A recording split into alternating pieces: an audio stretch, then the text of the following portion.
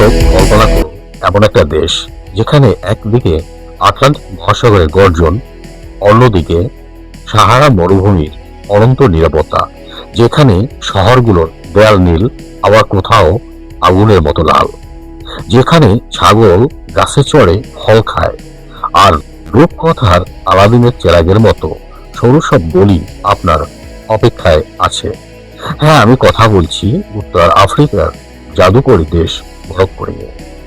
আজকের ভিডিওতে আমরা এই মায়াবী দেশের এমন সব তথ্য জানবো যা আপনার জ্ঞান আর রোমাঞ্চ দুই বাড়িয়ে দেবে। চলুন শুরু করা যাক।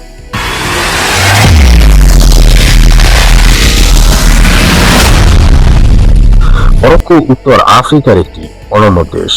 এর ভৌগোলিক অবস্থান একে বিশ্ব রাজনীতি ও পর্যটনের গুরুত্বপূর্ণ করে তুলেছে। উত্তরে জিব্রাল্টার প্রণালী, যা মরক্কোকে ইউরোপ থেকে মাত্র 14 কিলোমিটার দূরে রেখেছে। দক্ষিণে মৌরিতানিয়া, পূর্বে আলজেরিয়া এবং পশ্চিমে আটলান্টিক মহাসাগর। দেশটির আয়তন প্রায় 4,46,550 বর্গ কিলোমিটার। পশ্চিম সাহারা সহ ধরলে 7,10,850 বর্গ কিলোমিটার। এখানে রয়েছে উত্তর আফ্রিকার সর্বোচ্চ পর্বত শৃঙ্গ মাউন্ট তুপকাল, যার উচ্চতা 4,167 মিটার। আবার রয়েছে সাহারা মরুভূমির বিশাল বালিয়ারি। মরক্কো এমন এক দেশ যে দেশে তুষারপাত এবং মরুঝড় উভয়ই দেখা যায়। মরক্কোর ইতিহাস কয়েক হাজার বছরের পুরানো। প্রাচীন যুগে আদিবাসী আমাজিক বা বারবাররা এখানে 5,000 বছর আগে থেকেই বসবাস করছে। পরবর্তীতে ফিনিশীয় এবং রোমানরা এখানে বসতি করে। 8ম শতাব্দীতে আসে ইসলামী স্বর্ণযুগ। ইদ্রিস ইবনে আবদুল্লাহ মরক্কোতে প্রথম ইসলামী রাজবংশ প্রতিষ্ঠা করেন। এরপর আল মোরাভিদ ও আল মোয়াদ শাসনামলে মরক্কো স্পেন আন্দালুসিয়া পর্যন্ত বিস্তৃত ছিল। 1912 সালে ভেজ চুক্তির মাধ্যমে মরক্কো ফ্রান্স ও স্পেনের অধীনে চলে যায়।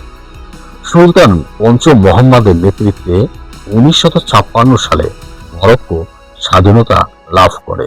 স্বাধীনতা পাওয়ার পর থেকে আজ পর্যন্ত রাজকীয় ঐতিহ্য ধরে রেখেছে। বর্তমানে মরক্কোর জনসংখ্যা প্রায় 3,80,00,000-এর উপরে। এর বেশিরভাগই আরব বারবার বংশোদ্ভূত। জনসংখ্যায় প্রায় 99% মুসলিম। এখানে ইসলামী সংস্কৃতির সাথে আধুনিকতার এক চমৎকার মিশেল পাওয়া যায়। মরক্কোর শিক্ষার হার ক্রমবর্ধমান। দেশটিতে ফরাসি, আরবি উভয় ভাষাতেই উচ্চ শিক্ষা দেওয়া হয়। পৃথিবীর সবচেয়ে পুরনো চলমান বিশ্ববিদ্যালয় আল কারওয়াইন এখানে অবস্থিত, যা পৃথিবীর প্রাচীনতম ডিগ্রি প্রদানকারী বিশ্ববিদ্যালয়। কিন্তু মজার তথ্যটি হলো এটি 1859 সালে প্রতিষ্ঠা করেছিলেন এক মহিষী নারী, নাম তার ফাতিমা আল ফিহরি। যখন ইউরোপ অন্ধকারের যুগে ছিল, তখন মরক্কো ছিল জ্ঞানের আলোয় আলোকিত।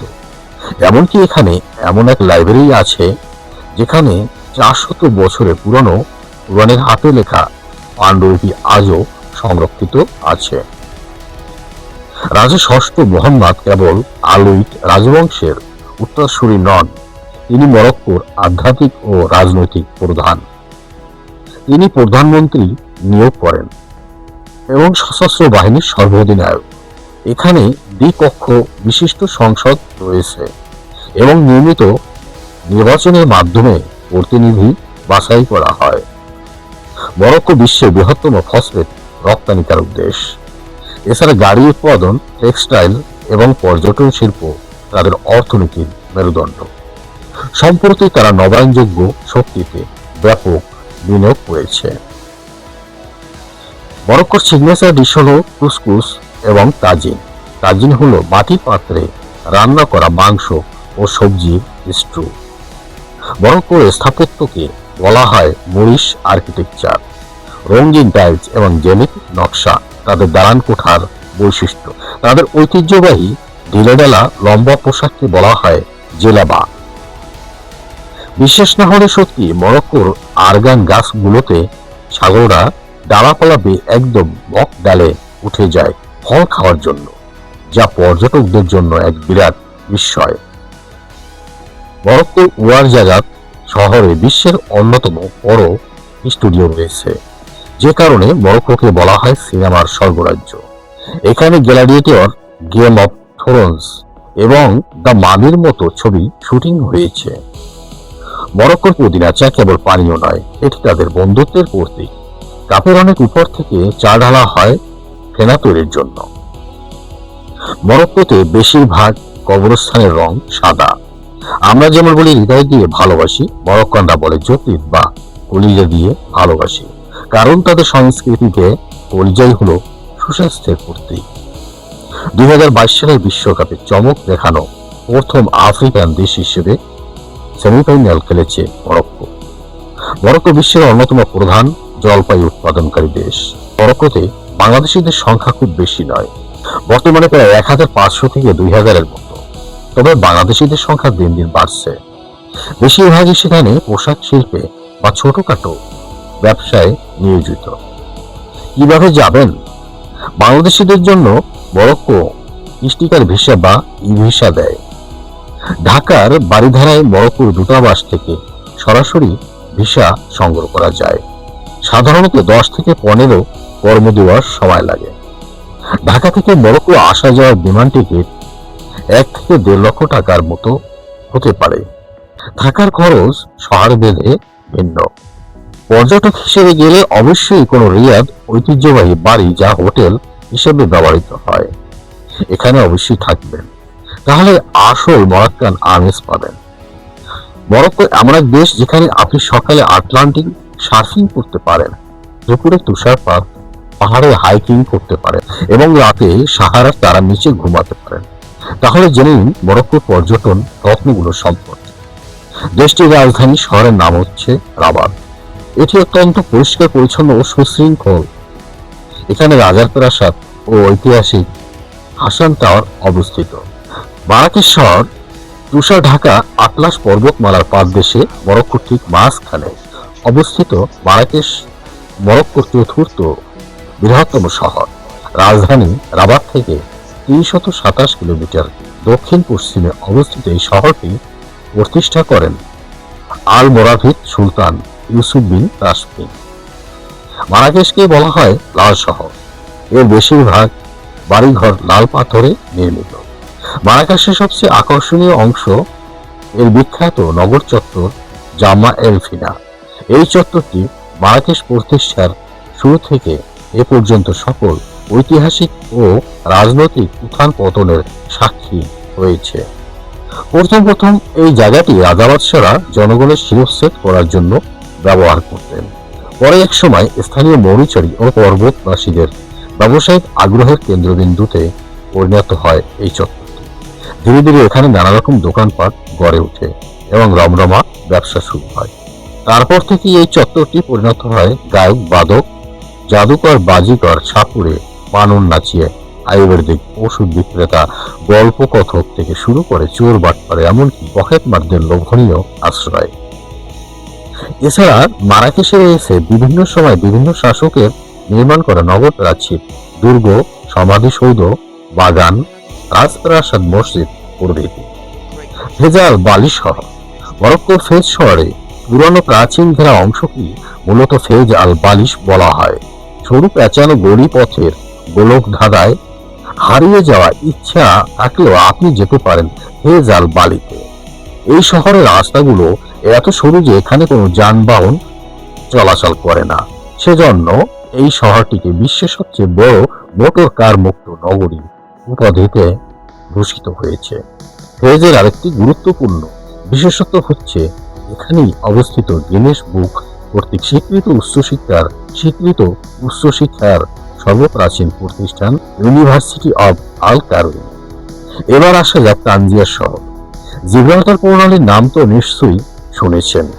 বিখ্যাত এই প্রণালী সংযুক্ত করেছে আটলান্টিক মহাসাগর আর ভূমধ্য সাগরকে। এই জিব্রাল্টার প্রণালীর দক্ষিণ তীরে অবস্থিত আফ্রিকা তথা মরক্কোর গুরুত্বপূর্ণ বন্দর নগরী তানজিয়ার। সুবিধাজনক ভৌগোলিক অবস্থানের কল্যাণে দীর্ঘদিন ধরে এই শহরটি ইউরোপ থেকে আফ্রিকা গমনের প্রবেশদ্বারের ভূমিকা পালন করে আসছে। সাদা চুনা পাথরে গঠিত একটি পাহাড়ের পাদদেশে গড়ে উঠেছে এই শহরটি। সাদা পাহাড়ের পটভূমিতে নীল সাদা রঙের বাড়িঘর সব মিলিয়ে যেন অনিন্দ সুন্দর এক ছবি। মারাকেশকে যেমন লাল শহর বলা হয়, তেমনি তানজিয়ারকে বলা হয় সাদা শহর।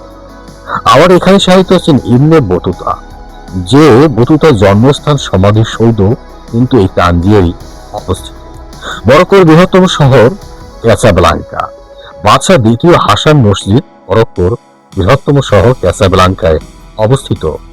দ্বিতীয় হাসান মসজিদ আফ্রিকার বৃহত্তম এবং পৃথিবীর পঞ্চম বৃহত্তম মসজিদ। পৃথিবীর সবচেয়ে উঁচু মিনারের বাদশাহ দ্বিতীয় হাসান মসজিদ। বাদশাহ দ্বিতীয় হাসান এটি নির্মাণ করেন পঞ্চম মুহাম্মদের স্মৃতির সম্মানে। এর নির্মাণ কাজ শুরু হয় 1986 সালে এবং শেষ হয় 7 বছর পর 1993 সালে। এটি মরক্কোর সবচেয়ে ব্যয়বহুল স্থাপনা। মসজিদটি নির্মাণে ব্যয় হয়েছে 585 মিলিয়ন ইউরো। এর নির্মাণে ব্যবহৃত হয়েছে গ্রানাইট, মার্বেল, কাঠ এবং কাঁচ। এতে মিশ্রণ ঘটেছে মরক্কন স্থাপত্য শৈলীর সাথে মুরিশ স্থাপত্য শৈলীর। এই মসজিদটি পৃথিবীর সবচেয়ে বড় ভাসমান মসজিদ। এর কিছু অংশ অবস্থিত ভূমিতে আর কিছু অংশ সাগরের উপরে।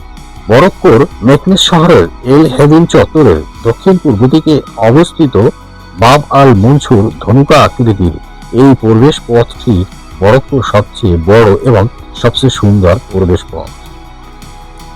এটি মরক্কোর অন্যতম সুরক্ষিত একটি ঐতিহাসিক স্থাপনা। এর গায়ে শোভা পাচ্ছে চকচকে টাইলস, জেলিজের চোখ ধাঁধানো কারুকাজ, খোদাই করা আরবি শিলালিপিও এর সৌন্দর্য বর্ধন করেছে। ফটকটির সামনে আরবিতে লেখা রয়েছে, আমি মরক্কোর সবচেয়ে সুন্দর ফটক, আমি যেন আকাশের চাঁদ, আমার কপালে সম্পদ ঐশ্বর্য খোদিত আছে। মেকনেস শহরের অদূরে অবস্থিত ভলিওবিলিস গম খেতে ঘেরা উর্বর কৃষি জমির মাঝখানে অবস্থিত একটি প্রত্নতাত্ত্বিক নিদর্শন।